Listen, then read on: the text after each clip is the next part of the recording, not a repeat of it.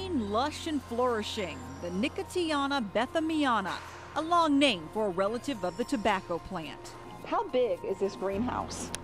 This particular greenhouse is 27,000 square feet, which is approximately the size of half a football field. These green plants could revolutionize how we vaccinate against the deadly flu virus.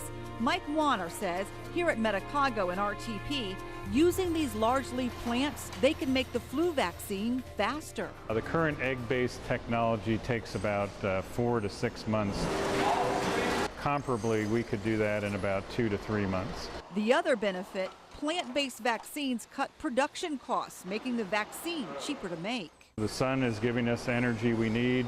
We recycle the fertilizer and the liquids. This is how it works. From seedling to full plant takes 5 weeks. Then the state-of-the-art process begins, and that takes us inside the infiltration room. Why is all of this necessary? This is necessary because we have a very high concentration of bacteria in the process. So it protects you from the bacteria, but even more importantly, it protects anything that we might be carrying with us from getting into the process. We're making something that's going to be injected into humans, so we have to be very careful about handling that material. Medicago's Todd Tellerico says this is where the magic happens. Racks of plants turned upside down and lowered into a vacuum infiltration unit. So the vacuum draws the air out of the surface of the plant leaf. And then, like a sponge, the leaves fully absorb the agrobacterium solution. And why would you want to put bacteria into the plant?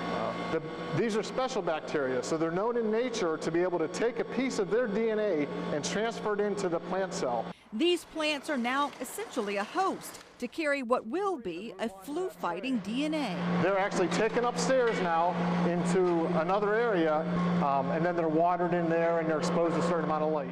The leaves hold the key virus-like particles. It goes through a dicer, so it chops them into small segments. It moves into a large digestion kettle. Enzymes break down what were tobacco leaves into a liquid form that can be purified into a flu vaccine.